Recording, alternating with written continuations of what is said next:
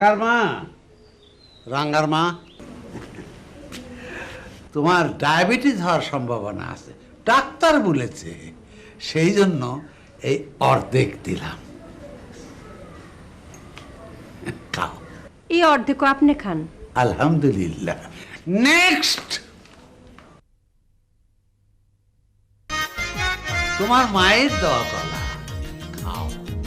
আর শুনো, কিছু করার ধান্দা করো। তাকায় আছো কেন? যাও। তাকায় আছে এই জন্যে আপনার মতন পিতা পায়ে আমরা সত্যই গর্বিত। কিপটে কিছু বললা? না, আপনার কিছু বলি নাই। কলা খাই। নেক্সট, এই নাও।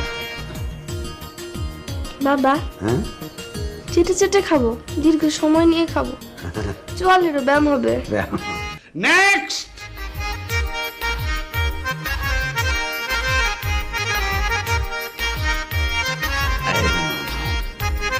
অর্ধেকটা কলা দিতেছো কেন? আরো কমায়া দাও।